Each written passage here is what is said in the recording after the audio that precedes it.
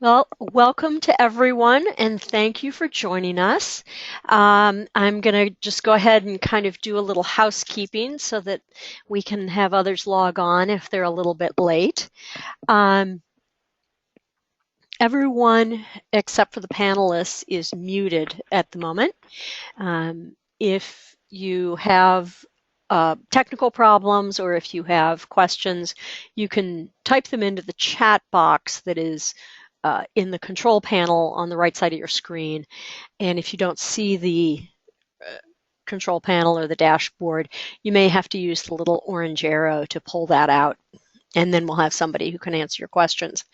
But we will be taking questions from the panelists at the end of the presentation. However, you can submit questions at any point during the webinar. We're also recording this webinar so that if you miss anything, if you want to look at any of the slides later, or if you want to review any of the information, you'll be able to pull that up on our website. We generally have the webinar up on the website by the end of the day or tomorrow at the latest. Also, we'll have all the slides up there so that you can review those as well. So before we go on to the panelists, I just want to say a little bit about SSTI for anyone who may not be familiar with us. We are based at the University of Wisconsin, and we are a network of reform-minded state DOTs. We've been operating since 2010, and we work in 3 different ways. We work with at the executive level as a community of practice where we convene the heads of DOTs to talk to each other and work on problems about once or twice a year. We do technical assistance with the DOTs, and we also work as a resource for the transportation community at large, which is where our webinars come in. And I realized that I need to update that map. We have a couple of states that we're working with that are not on that map, including Hawaii. So I will do that so that it'll be right on the next one. Joining us today as panelists are Allison Hamilton from the Oregon Solar Highway. She's the Oregon Solar Highway Program Manager at Oregon DOT. And Oregon has been a real leader in putting solar installations in the highway right-of-way. Many states are following Oregon's lead and using some of the lessons that they've learned when they pursue similar projects.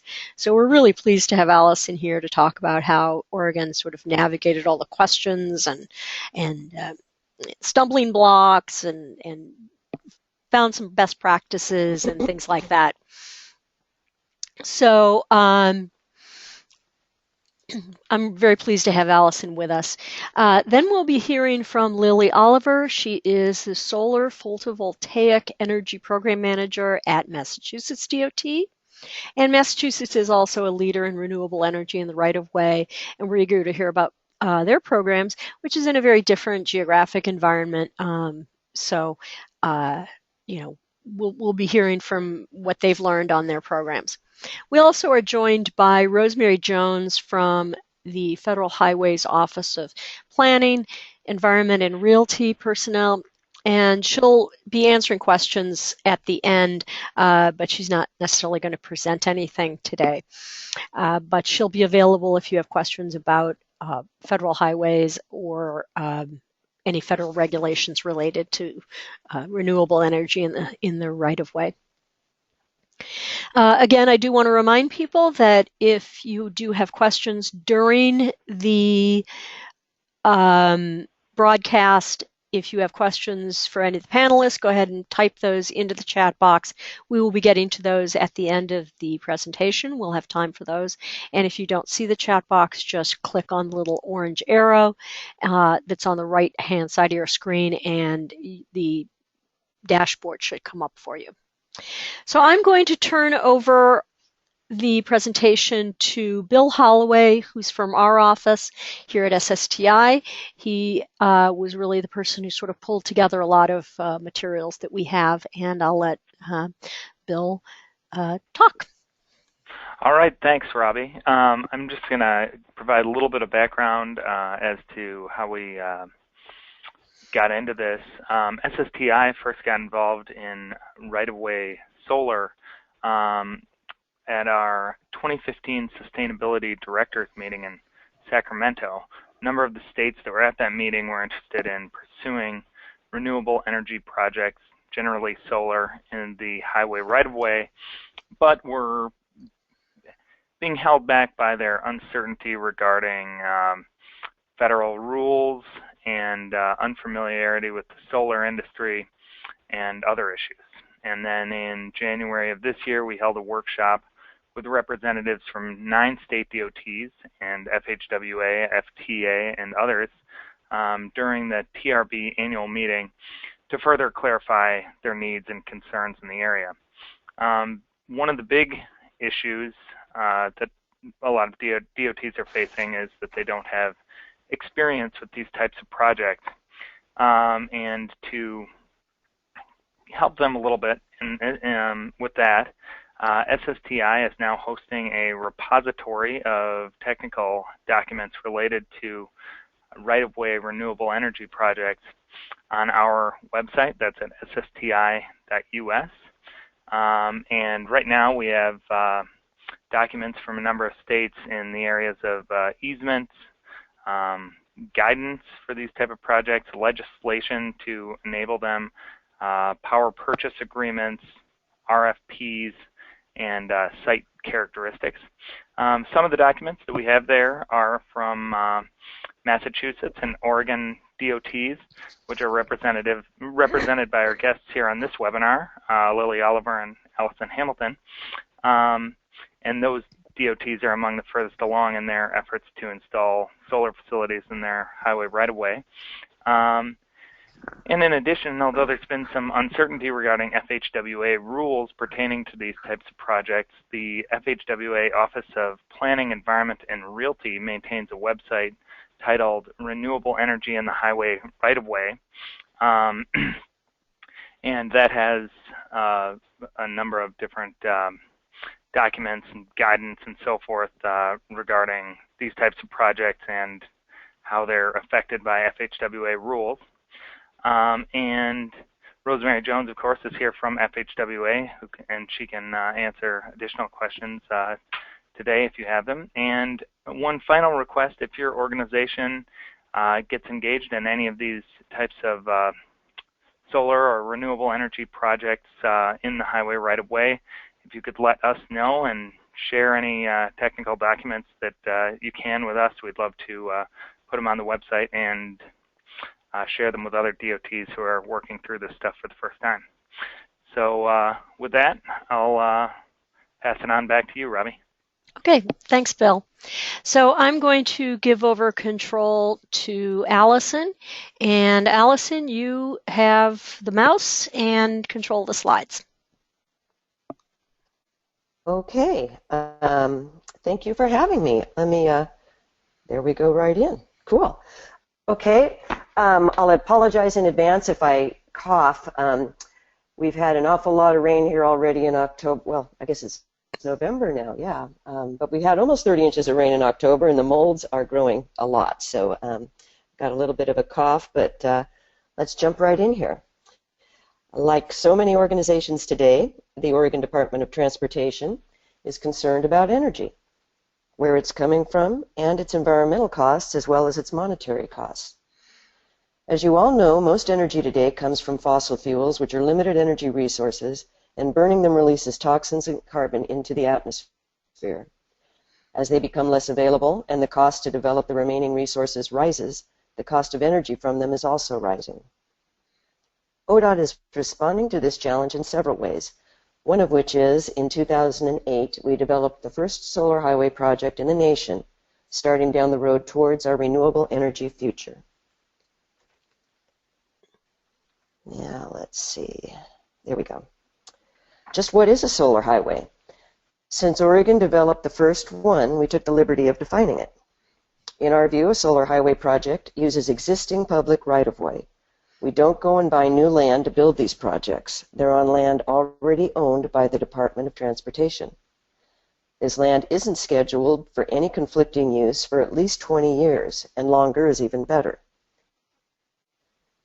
And in using this land for the development of renewable energy, we seek to serve multiple public values, including creating or sustaining local green tech jobs, putting renewable energy onto the grid, providing a revenue stream to the department, providing a mechanism for the department to offset its carbon footprint, and shifting the maintenance of that parcel of land to the solar project partner, and complementing, not compromising, the transportation system.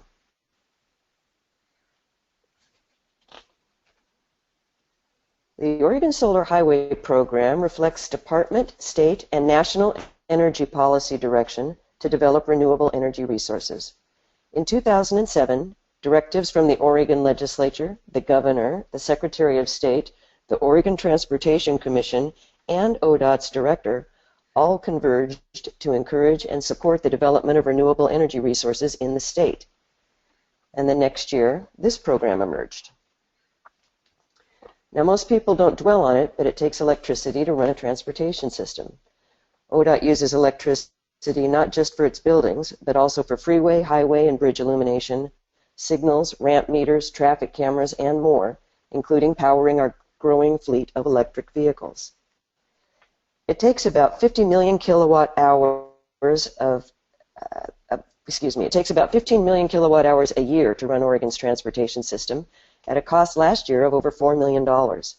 And most of that electricity is coming from non-renewable sources. So we asked ourselves, what about using that same transportation system to generate renewable energy? With more than 19,000 lane miles of right-of-way, solar panels on less than 1% of that could supply all 50 million kilowatt hours of electricity that ODOT uses annually. Even more exciting is the energy generating potential of the nation's 8 million lane miles of freeways and highways. Assuming it takes about 1 mile of right-of-way to support a 1 megawatt linear installation, solar panels alongside just 1% of those 8 million lane miles could generate around 80 billion kilowatt hours annually, roughly the equivalent of 20 Hoover dams, or equal to the needs of about 26 million households on 1%. Why solar energy? In 2008, humans worldwide used about 15 terawatt years of energy. That's 15 billion kilowatt years, and that amount is expected to double over the next 50 years. In fact, according to the International Energy Agency, more than half of the electricity produced since the Industrial Revolution has been consumed in the last 2 decades, despite advances in efficiency and sustainability. Today's sources of that energy are almost all from one-and-done resources, most of which emit greenhouse gases when burned. The largest non-renewable source is coal. It's estimated that we have 900 terawatt years of coal left in the earth. If we used coal for 100% of our energy consumption, it would only last for about 60 more years. We have left about 220 terawatt years of uranium used in nuclear reactors, and about 170 terawatt years of petroleum, and 70 of natural gas. These finite reserves are all one and done. Use them and they're gone, and they all have significant environmental consequences. What about renewables? Wind provides the potential to generate about 23 terawatt years of energy per year. Ocean thermal, about 11 terawatt years per year. Biomass at 6, hydro at 4, geothermal at 2, wave energy at 1/2, and tidal energy with a potential of 0.3 of a terawatt year per year. So what are we missing? Oh yeah. The sun. The sun receives more energy from, the Earth receives more energy from the sun in just 1 hour than the world uses in a whole year. All the energy stored in the Earth's fossil fuel reserves, coal, oil, and natural gas, is equal to the energy supplied by just 20 days of sunshine. And on the 21st day, the sun is still shining. If all of the world's electrical energy was sourced from the sun, we would use up about 7/100ths of 1% of the Earth's surface area. That little speck. So back to the solar highway. We're not reinventing the wheel here. Solar arrays have been generating electricity along the rights of way in Europe for over 30 years. So we asked ourselves, is this possible to do in Oregon? Absolutely. Cloudy, rainy, northwestern Oregon receives roughly the same amount of solar energy as that of Europe, and it has a greater solar resource than Germany, which leads the world with about 17% of its electricity from renewables. In fact, solar energy is Oregon's largest renewable energy resource. So how did we accomplish developing the nation's first solar highway project? Well, we met with and gathered support from key stakeholders up to and including the governor's office. We discussed our concept with the Federal Highway Administration and Oregon's Department of Energy, and we received their support. We then put out a request for information to the solar industry itself, asking for help. This resulted in ODOT hiring a local consultant who happened to be a former director of the Oregon Department of Energy. Through his industry connections, we were able to arrange meetings with top-level managers from Oregon utilities to see if they would be interested in co-developing a project. Portland General Electric, our future partners and Oregon's largest utility, was interested.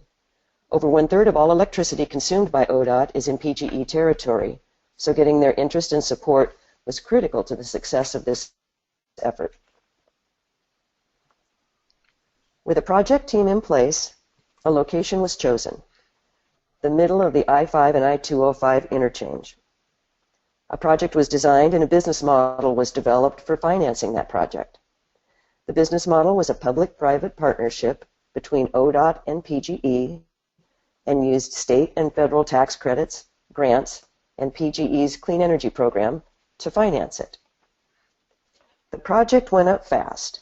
Construction started in September of 2008, and 108 days later, the project was hooked up to the grid and started producing power, although with the snow load, it was only about 2 kilowatt hours worth. It has been operating quietly, efficiently, and perfectly since then. This project, which is constructed of panels and inverters made in Oregon and was designed, constructed, and maintained by Oregon companies, is considered a research project. Not only is it informing ODOT, PGE, and the Federal Highway Administration about developing, constructing, operating, and maintaining solar projects on public rights-of-way, it's also serving to inform the U.S. Department of Energy on how to best integrate solar into the nation's grid. PGE and the U.S. Department of Energy are working on this research effort, which will benefit utilities and their customers across the country. The project and the program formed as a result of it have won several awards, including the 2008 Women in Transportation Portland Chapter Project of the Year Award, the 2009 Oregon Solar Pioneer Award, the 2009 Oregon Solar Electric Power Association Award for Solar Business Achievement, and a 2009 Federal Highway Administration Environmental Excellence Award. And in 2012, our second project won a Federal Highway Administration Exemplary Human Environment Initiative Award. In the American Solar Energy Society's report to the 111th Congress, they stated that one of the highest priority transportation activities should be making the solar highway a realistic option nationwide. 34 states from across the nation have expressed interest in the solar highway program and projects and in developing their own programs following Oregon's lead. as have 14 other countries. The projects and program and the environmental and public policy benefits of the model have clearly captured the interest of people around the world. In 2012, we plugged in our second project, Baldock. The Baldock Solar Station is located on 7 acres of what was vacant land, owned by ODOT at the east side of the Baldock Safety Rest Area, about 7 miles south of the first project, along northbound Interstate 5. The 1.75 megawatt array, made up of 6,994 panels, is the largest array at a safety rest area in the world. Like the demonstration project, Baldock is completely made in Oregon. Panels, inverters, design, construction, operation, and maintenance. An estimated 60 to 70 local jobs were created or sustained by the project, directly and indirectly. And like the demonstration project, this project is also being used for national research, with panel-by-panel monitoring built in, which allows the utility to know at any moment how each specific panel is performing. Legal agreements were signed in July of 2011, and construction was started in August. The project was finished and put into service just 5 months later in January of 2012. The Baldock Solar Station produces about 1.9 million kilowatt hours of homegrown renewable energy per year, or about 11% of ODOT's electricity load in PGE territory. That amount of electricity is enough to power about 165 all-electric homes. The business model developed for the Baldock Solar Station is called the sale-leaseback.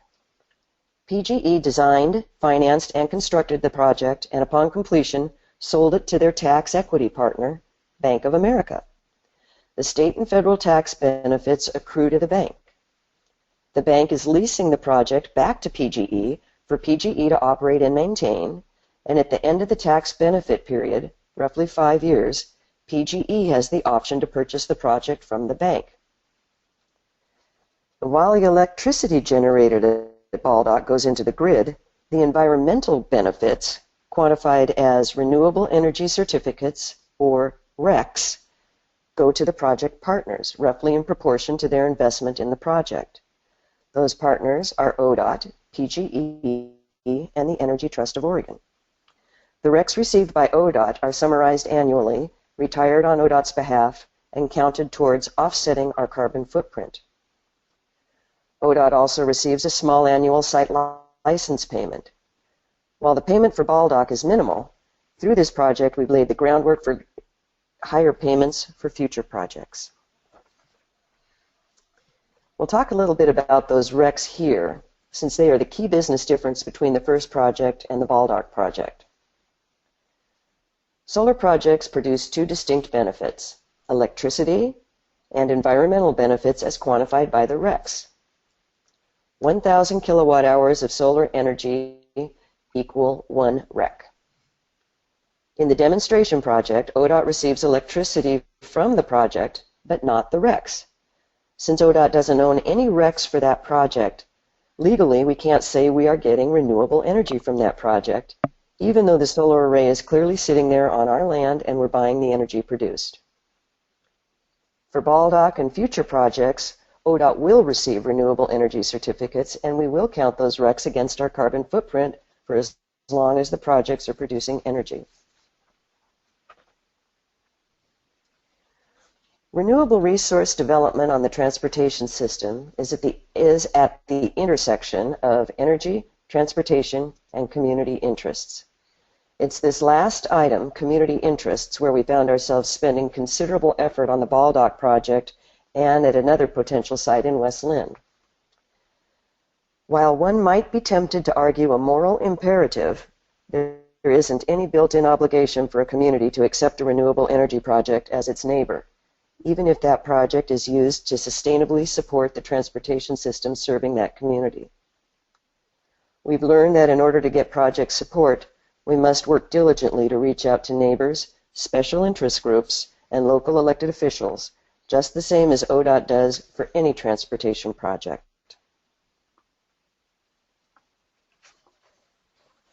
To summarize, The goals of the Oregon Solar Highway projects are to complement and not compromise the transportation system, fulfill mandates to develop clean, renewable, and secure energy resources at no costs greater than purchasing electricity from the grid, add value to the public's existing right-of-way asset, provide a revenue stream to ODOT, and build a foundation for the technology transfer to get solar highways built not just throughout Oregon, but throughout the nation.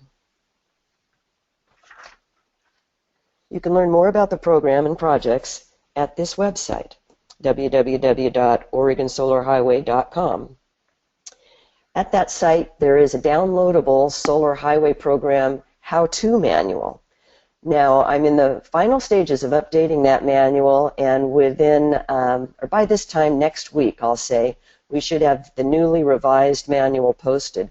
So just make a note of this website and then visit in a week and download your new manual.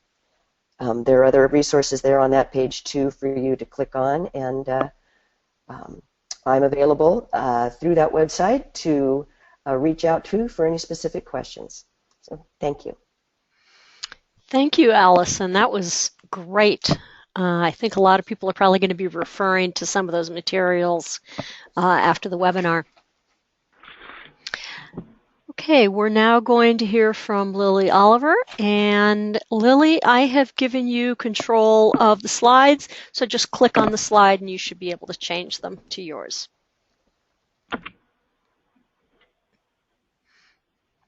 All right. Hello, everybody. This is Lily Oliver from MassDOT. I have to say, the Oregon Solar Program is the real inspiration for us. You know, when we learned what they did and decided, okay, we're going to look at our situation, see whether we can do anything to build solar panels along our right-of-way as well. You're probably going to hear a lot of common themes between Allison's presentation and mine, so I will go over the similar things relatively quickly.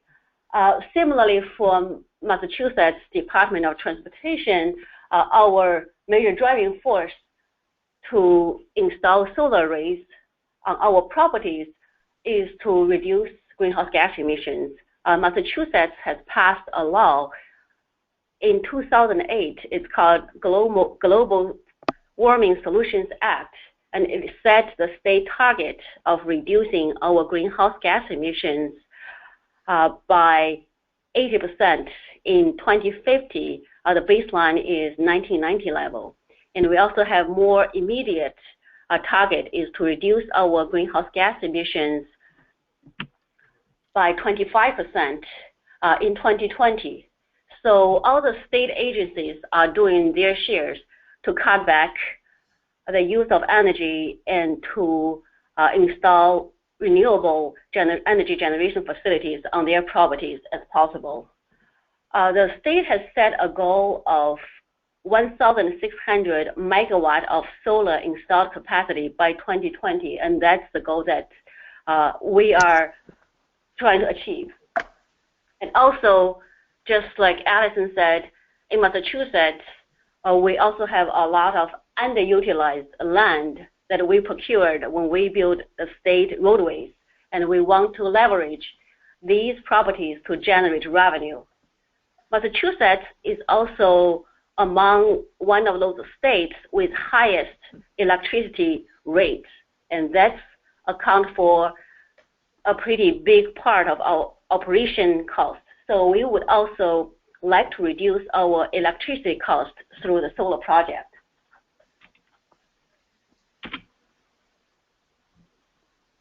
And this happened in the overall very favorable environment in Massachusetts.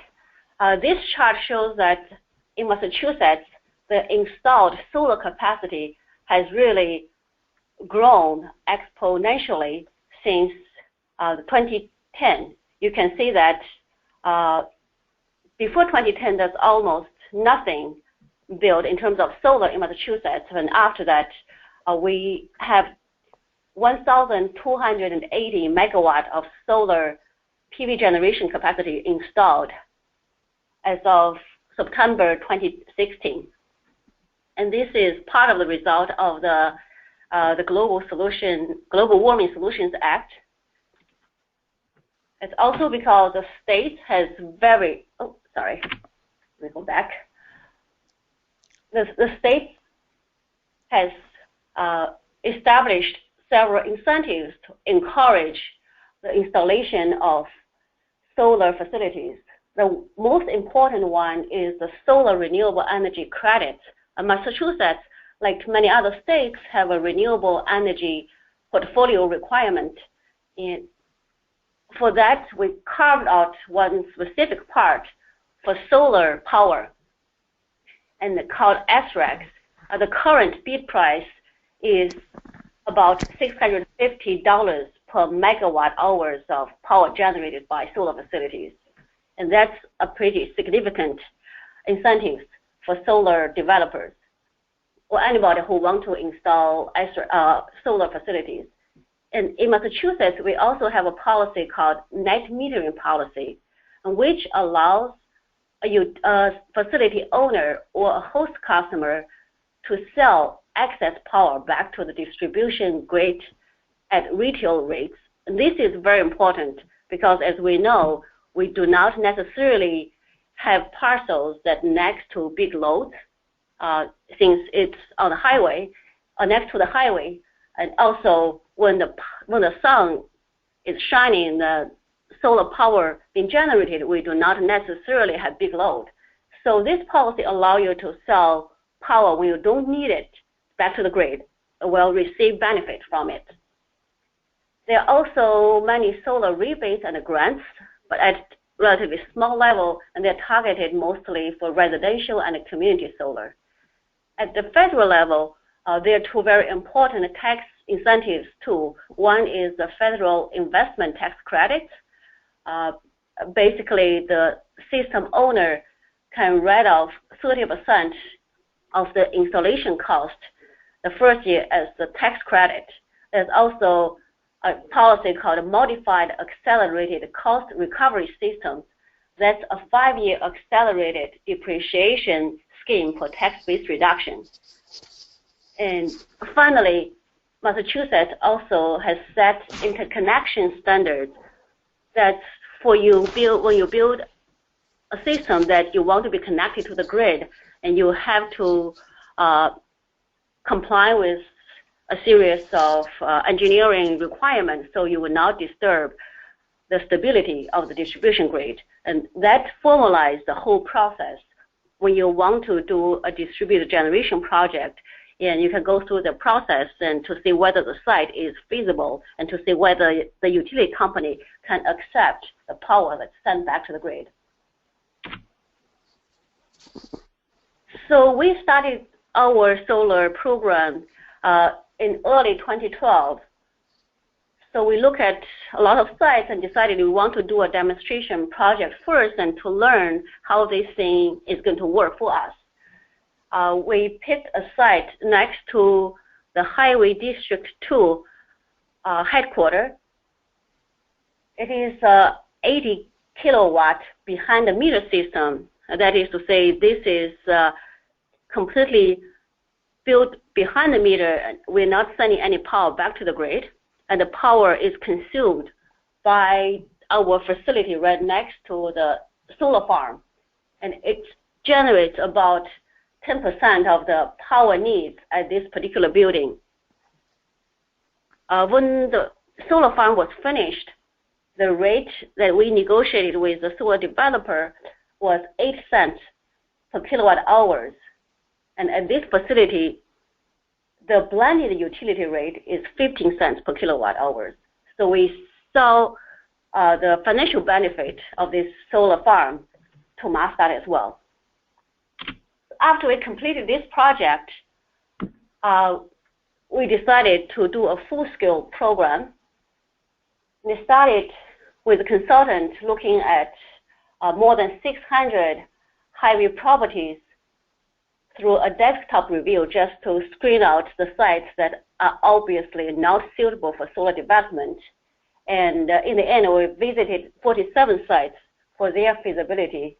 And 16 of them were vetted through the Mastad internal canvas process, and that process is led by the Mastad real estate office. Basically, it summarizes the project intent and then send the relevant information to relevant offices and the district to seek their comment and consent. For the sites that involved federal funds, Mastad also sought the Federal Highway Administration's regional office approval for using the site for solar development. And also in May 2013, Mastad updated its highway utility accommodation policy to include the accommodation of renewable energy facilities within state highway. So the full-scale program was rolled out in July 2013 with IFR, and the intent of the IFR is to procure a minimum of 6 megawatt aggregated solar PV generation capacity. And after 3 rounds of selecting process, the contract was awarded to a solar developer in June 2014. And the contract has 2 major components. One is a master license agreement / power purchase agreement. So this is a general contract that defines the obligations of both parties in the context of joint solar project development. And as each site is proven to be feasible, we added addendum to the contract to allow actual construction to carry forward. So this adds flexibility for the project, for the overall program, because the model we choose, as I will talk later, you put a lot of burden and uncertainty to the developer, and you do not know whether a project, a particular site is feasible until you go through the project development process. So up to now, we have 5 sites with an aggregated capacity of 2.5 megawatts constructed, and they were finished in the fall of 2015 and are currently in commercial operation. We have 3 more sites with aggregated capacity of 1.8 megawatts are currently under construction, and we have 6 more sites with total capacity of 3.5 megawatts in the pipeline, and it's pending on the next generation of state incentives. So the next slide shows the site-like view of 4 of the sites that have been constructed. The one on the upper left is next to I-90 Framingham Service Plaza. It's a 318 kilowatt system. And the one on upper right and lower left are 650 kilowatt system located within a huge interchange, the north and south end of I-90 exit 13. And then on the lower right, you can see a 272 kilowatt system in the I-90 westbound native embankment. So what are the anticipated outcomes for 6 megawatt solar PV systems? We anticipated that in the northern east of Massachusetts, in northern east of the United States, such capacity can generate 7.8 gigawatt hours of electricity per year. That can supply about 1,000 Massachusetts households' electricity needs. And we can avoid 3,000 tons of carbon dioxide emissions each year. That's equivalent to 646 cars taken out of the road. And that is also equivalent to the sequestration of carbon dioxide by 2,900 acres of U.S. forests. And we anticipate that 6 megawatt of project will be able to generate about $15 million of savings over the 20-year contract period for the department. For this particular program, we adopted a public and a private partnership. So in our relationship, we do not have direct involvement of the utility company. Instead, it's a private solar developer that's the private partner. So the developer is required to finance, develop, design, construct, commission, operate, maintain, and decommission the contracted solar facilities. So basically, we put almost all the risks to the developer side. And Mastart leases out the parcels, purchases 100% of the solar power generated from these facilities, and obtains all the net metering credits. And the developer receives all SRECs and federal tax incentives and offers favorable PPA rates to Mastart in return. This particular partnership brings multiple benefits to Mastart.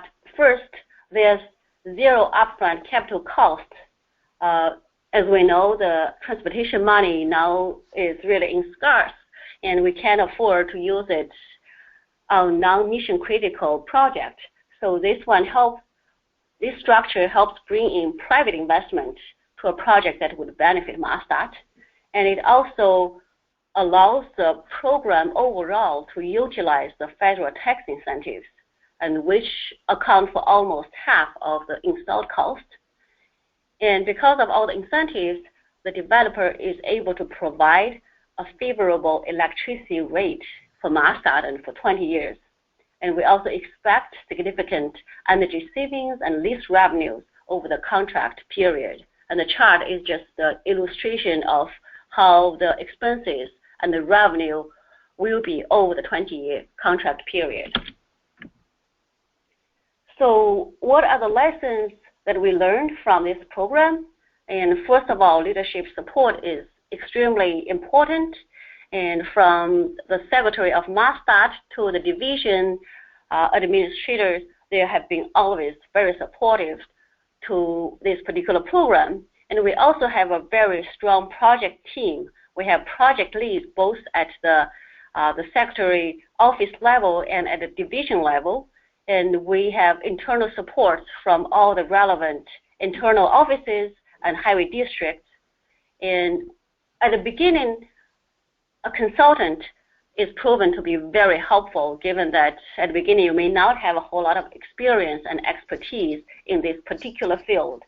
And once, if you have used this PPA, for the public and private partnership business model, you have a developer on board, and then they can bring in financial resources and their expertise to the team.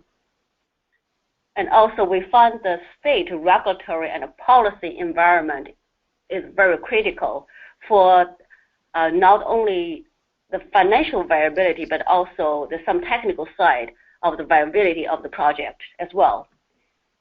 And at the same time, the external cooperation is also a critical part because we are building projects that are connected to the grid. You must secure utility interconnection, and sometimes that can be technically challenging or financially challenging if the utility company needs significant system upgrades in order to accept power generated by distributed generation. And sometimes, as Alice mentioned, that we're not living in a vacuum, and our neighbors are also very important. So it depends on the location of the project and the town's regulations. Sometimes municipal permitting is a very part of the project development process as well. So in terms of the time-wise, I think if you think about a project like this, you really need to plan well and also realize that the planning and development all takes time, and also have to be nimble because of it could be the change of the state incentives or regulations. You have to be able to adjust to changes when necessary. So that's all my presentation, and you can find a summary of Mastart Highway right-of-way solar project at this link. And if you have more questions, want to talk offline, and you can reach me or this email address or the phone number. Thank you very much. Thank you very much, Lily. A lot of great information, and I saw that there were links at the bottom of some of the slides so that if people want to get some of that information, it looks like Lily has provided those links to you. A reminder that we're both recording the webinar and also the slides will be available on the SSTI website likely by the end of the day, if not today, then tomorrow. Bill, I'm going to see if you have questions from the participants. And before we go on to the questions, I do want to remind people that if you have questions, you can type them into the chat box. Again, if you don't see the chat box, you may need to click on the little orange arrow in the upper right-hand corner of your screen. And I'm just going to go on to the slide so that people can see where to find further information from SSTI. And Bill, do you have questions? Yeah, so we've got one about what I think this would certainly apply to both Allison and Lily. One on what are the main sources of opposition that your DOTs have faced in moving these forward? Have they been from the general public or utilities or politicians, the local government? Who's been most opposed? This is Allison, and I'll answer first. For one site that we really had an excellent location for a project, it was on a hillside facing south, and on the ridge above the hillside, which was all owned by ODOT, were mansions. And a lot of retired people living in these mansions that looked out over a valley and a river at the bottom of that valley. And there was a freeway at the base of our property, and a utility substation, and a wastewater treatment plant, and a bus barn, and all sorts of things that weren't beautiful and weren't quiet. It was a 6-lane freeway. But somehow or other, the neighborhood decided that having a solar project on the hill would be a blight on their landscape, and they didn't want it. And they had a lot of political power. They had money, and that basically was it. They fought us tooth and nail, and our department head and the governor's office decided that it just wasn't worth the political battle to go to the mat for ODOT to put a solar project on that site. And so we walked away from a beautiful site strictly because these individuals didn't want the panels on that hillside. I want to say that we did reach out to them. We had city town hall type meetings. We went to the city council and gave presentations. We had meetings at ODOT. We met with their local elected leaders. We did a noise study to show that there wouldn't be any new noise introduced into the environment from the project.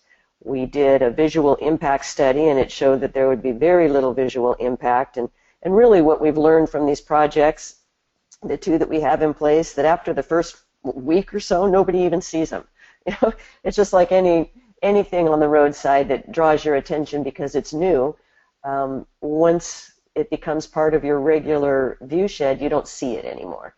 So we did try to make the case that this would be an innocuous neighbor and a very good showcase for the city to point to say that we're part of the solution, but folks weren't having it. So that project didn't get built. The Baldock project, we had a lot of opposition from a group, travel advocacy group in Oregon that wanted to use that particular piece of land for building a tourist information center. So we had to work through that. They didn't own the land, we did, and they had no money to build the center, we did. but they had some political ears, and so we just had to work through the process just like you would for any sort of highway project, just trying to help people understand why we were doing this. So it's important to have your policies in place, why you're doing this. Why is this good for the state, and why is it good for the DOT? Why is it good for people? And over the course of several months, we were able to move forward with that project. Great. So in Massachusetts, as I showed in the slide before, because solar has really taken off since 2010, so the public acceptance of solar project is pretty high. And as a matter of fact, we received very positive feedback after the first few projects that have been put out there. We were interviewed by both the local NPR and the CBS stations, and just overall very positive. I would say the more challenging side is the constant change of the state incentives. It's also, you know, we also are learning by doing process overall for the states. The SREX, there was SREX 1, and there was, when it was all used up, there was SREX 2, and now the SREX 2 is almost all used up, and the state is contemplating for the next generation of solar incentives. And so oftentimes when your project caught in between, then you have to wait and to see what's going to happen with the incentives and to figure out what the financial arrangement with the developer is going to be for, you know, the project to work for both you and the developer. And on the also the other obstacle, I would say the challenge is utility, the interconnection.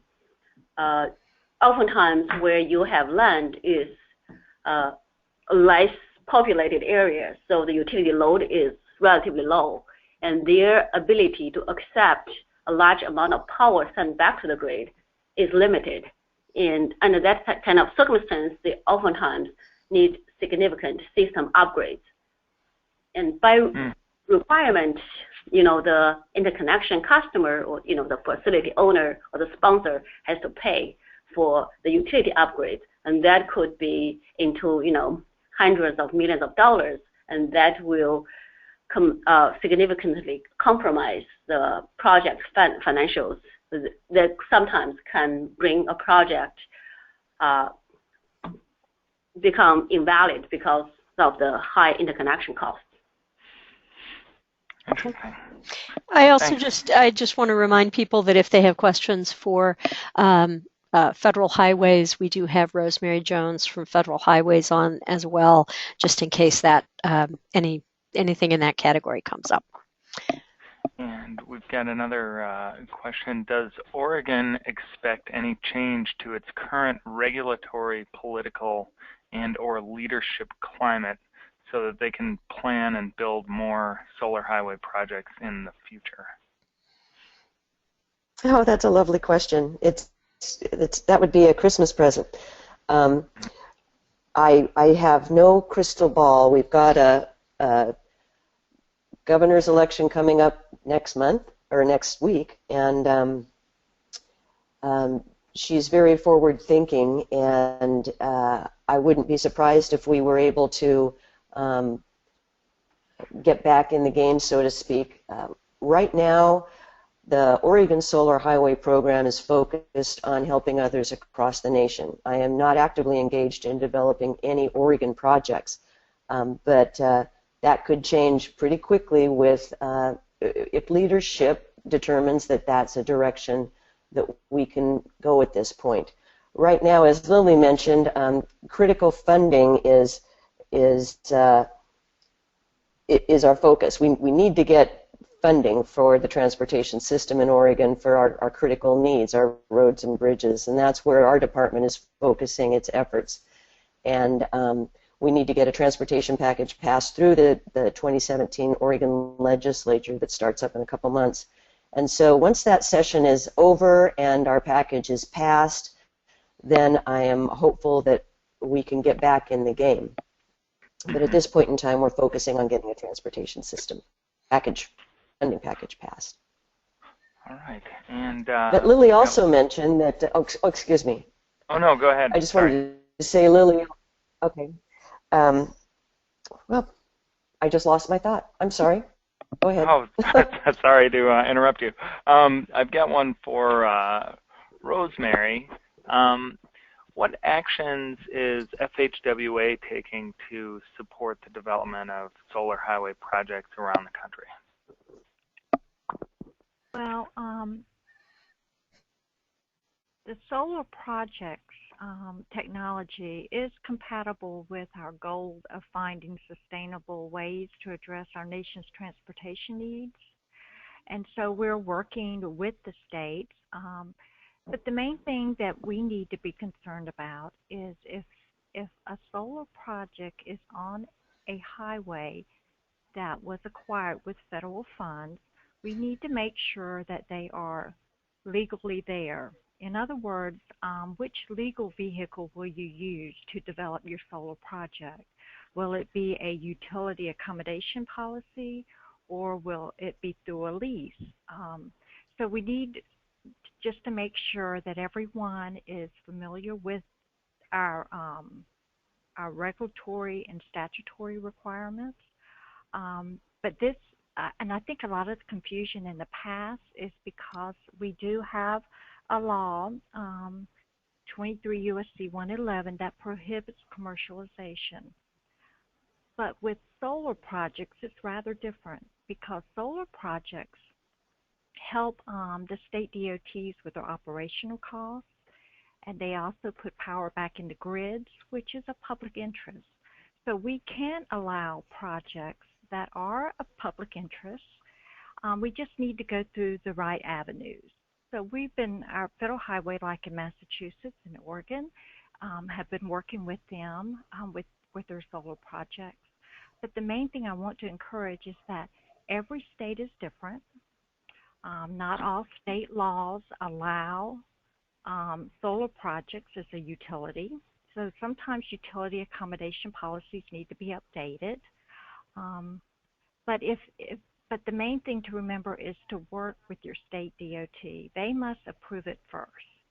The state DOTs have to agree on the location before they even go to federal highway. And we're there to help. We see this renewable energy as a great way to address our transportation needs. Great. And we've got another question that is for Allison, but I think Lily might be able to talk to this too. How much vandalism and theft have you seen at some of these locations? Our writer here was at the Baldock location and noticed double fencing and security cameras and so forth. Has vandalism been a problem at these sites?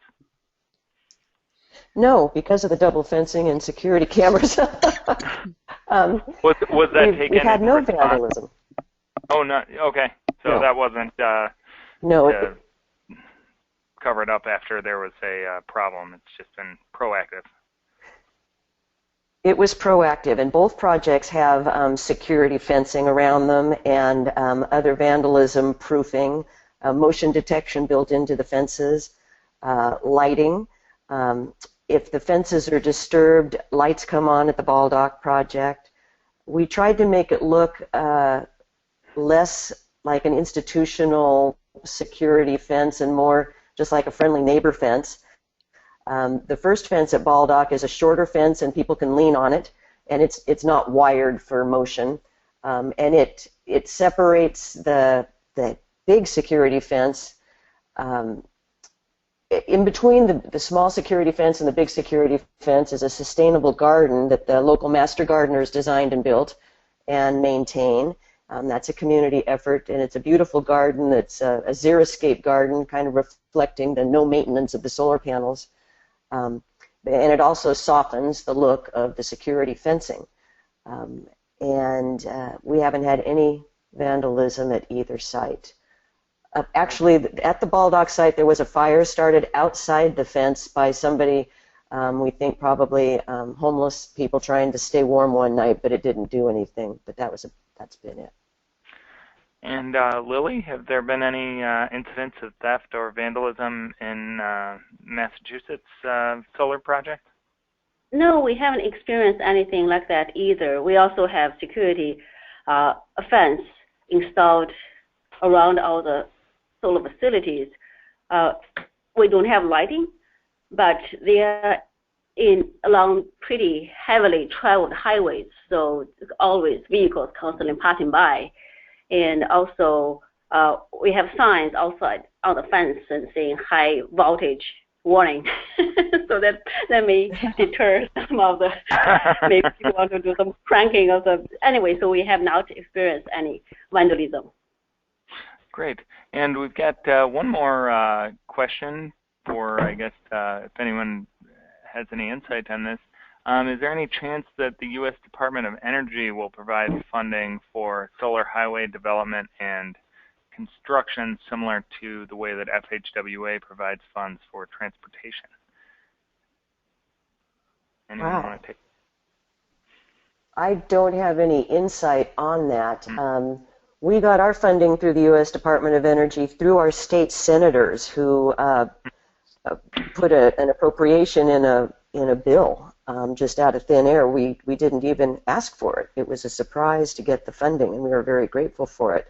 But the funding is not for capital, so ODOT doesn't spend any of its own money on capital. The funding pays for consultants and studies and my time and stuff that is needed to develop a project. I don't have any insider information on if U.S. DOE is going to go in that direction or not. I would imagine it would be a question on the feds or our elected officials. Very good. Well, that's it on the questions, and it looks like we're just about to hit the time limit, huh, Robbie? Yep, I think we're, and people I know start dropping off after about an hour. People who are still on, I just want to remind you that we will have a recording up on the SSTI website tomorrow, possibly today, and you can hear about future SSTI webinars by subscribing to our newsletter and by following us on Twitter. We do have news coming out. We've got lots of resources about solar energy in the right-of-way up on our website. Right on the front page, there's a link that will take you to a treasure trove of documents from around the country, and we will be adding to those as they come in as well. So thank you to our presenters, and thank you to everyone for joining us, and please let us know if you have any questions. Thanks to everyone. Thank you. Bye-bye. Thank you. Thank you.